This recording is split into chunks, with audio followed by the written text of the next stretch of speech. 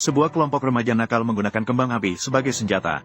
Mereka menembak sembarangan ke arah polisi anti huru-hara di bawah. Pemimpin mereka bahkan membawa botol molotov. Suara keras ketika botol itu memecahkan lantai. Para polisi seketika dilalap oleh api. Mereka menyatakan perang terhadap pemerintah. Mereka secara langsung menyiarkan melemparkan lemari es dari atap ke kerumunan. Tujuannya adalah untuk memicu kerusuhan di seluruh Prancis. Dan alasan mereka melakukannya. Semuanya karena seorang anak laki-laki berusia 13 tahun. Dipukuli hingga tewas oleh beberapa polisi secara brutal. Seluruh proses pemukulan itu juga diunggah ke internet dan menimbulkan kehebohan besar. Karena anak laki-laki itu memiliki 3 kakak yang tidak boleh diacuhkan.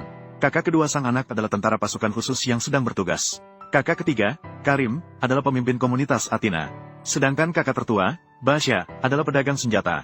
Ketika kakak kedua, Bar, mengetahui kematian adiknya, dia segera pulang dari dinas militer untuk menuntut keadilan dari kepala polisi setempat.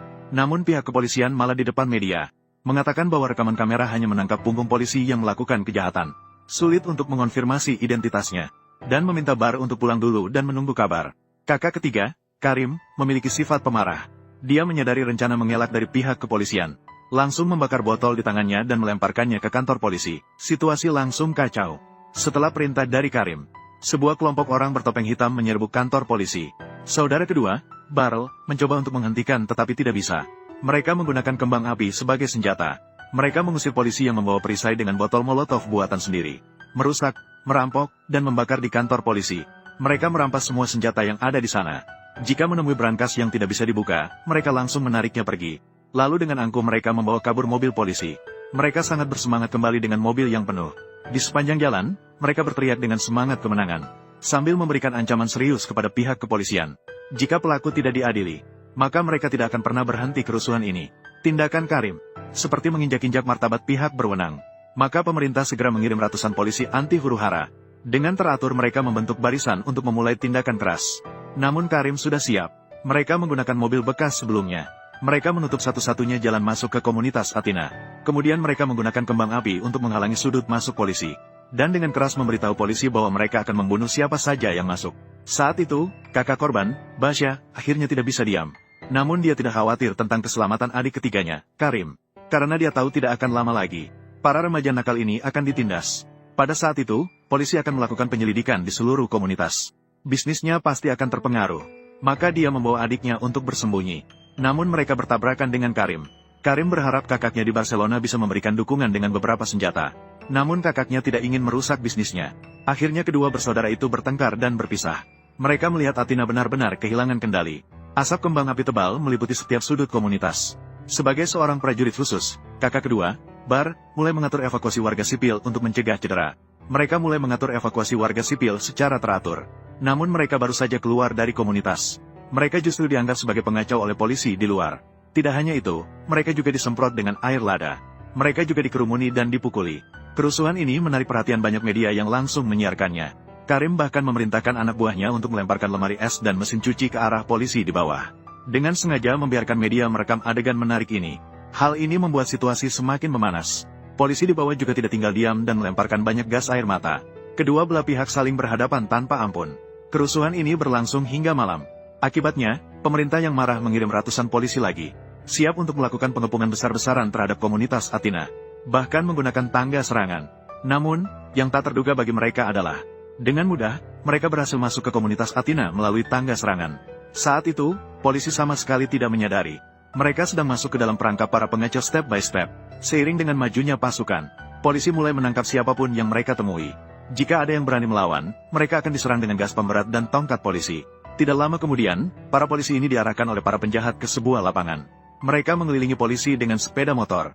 Mereka menembaki polisi dengan kembang api secara liar. Polisi hanya bisa mengangkat perisai dan berkumpul bersama. Saat itu, Karim mengeluarkan sebuah botol molotov. Dengan sekali lemparan, dia membakar tanah di bawah kaki polisi. Seketika semua polisi terluka atau tewas. Petugas Yiling ditangkap saat melarikan diri. Akhirnya menjadi sandera di tangan Karim. Dia merekam video untuk memaksa polisi menyerahkan pembunuh adiknya. Namun polisi langsung meningkatkan tingkat kerusuhan. Bahkan memperbolehkan penembakan langsung jika diperlukan. Dan pemerintah juga berencana untuk menggunakan militer. Saudara kedua, Bar, setelah mengetahui berita ini, langsung menyusup ke komunitas Athina untuk menemukan adiknya. Mencoba meyakinkan Karim untuk melepaskan sandera. Dia yakin pemerintah akan memberikan penjelasan yang masuk akal. Namun pada saat itu, adiknya tidak mendengarkan. menganggap kakak hanya anjing pelacak pemerintah. Maka kedua saudara segera bertengkar. Bal tak punya pilihan selain membawa Sandra dengan paksa. Karim yang penuh amarah langsung mengambil senjata, menyerang mereka. Mereka berlari ke atap. Lucunya, polisi Sandra tanpa seragam, malah ditembak rekan sebagai pengacau. Bal segera berteriak untuk mengklarifikasi identitasnya. Namun suaranya terdengar dikepung suara tembakan. Untungnya, pada saat yang krusial, kakak membuka pintu toko agar mereka tidak bisa masuk. Karim melihat kakak dan adik tidak berpihak padanya. Dengan marah, ia mulai mempertanyakan kedua kakaknya. Bukankah yang meninggal itu adik kalian? Lalu mengancam adiknya dengan botol molotov untuk menyerahkan Sandra. Atau jangan salahkan dia jika ia membakar seluruh toko tanpa mempedulikan persaudaraan. Namun tiba-tiba beberapa polisi bersenjata muncul di belakang Karim. Kakak menangis memohon agar ia meletakkan botol molotov, meminta dia menyerah. Namun pada saat itu, dengan hampir gila, ia dengan tegas berbalik. Namun pada saat dia ingin melemparkan molotov. Kehilangan satu adik, Bal masih bisa menahan diri. Tetapi sekarang setelah kehilangan dua adik berturut-turut, dia tidak bisa lagi menjaga ketenangan. Saat ini, api balas dendam telah menyala di dalam dirinya.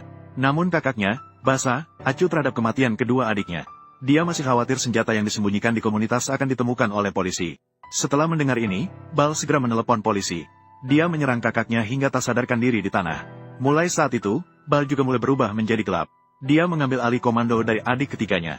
Dan kerusuhan mulai memasuki fase yang lebih intens. Dia memerintahkan bawahannya untuk mengusir semua warga sipil dari komunitas. Kemudian mengeluarkan tabung gas dari setiap rumah. Membuat banyak bom. Kemudian menelepon polisi. Jika tidak menyerahkan lambang yang membunuh adiknya, maka akan membunuh Sandra dan meledakkan seluruh komunitas Athena. Namun polisi bersikeras. Itu adalah ekstremis sayap kanan yang mengenakan seragam polisi. Bukan polisi sejati. Dan tujuan mereka adalah memicu perang saudara di Prancis. Mereka juga memperingatkan Bal untuk tidak terjebak dalam rencana ekstremis sayap kanan. Segera letakkan senjata dan menyerah. Karena tentara sudah dalam perjalanan. Pada saat ini, harapan terakhir Bar terhadap pemerintah telah sirna. Dengan marah, dia meraih kertas dan pena di tangannya. Tanpa pikir panjang, dia mengeluarkan pistol air. Petugas polisi berusaha merayu dia. Namun Bar tetap menarik pelatuk dengan gila. Namun yang tak terduga adalah, pada detik terakhir, Bar masih mempertahankan sedikit nuraninya. Tak lama kemudian, komunitas Athena dihancurkan oleh tentara dari segala arah. Bawahan Bar satu persatu mengangkat tangan untuk menyerah. Akhirnya hanya Bar sendirian tersisa terbaring di tanah tanpa harapan. Bersamaan dengan suara ledakan keras, Bar akhirnya memilih mati di bawah bom yang dia atur sendiri. Menghilang bersama bangunan.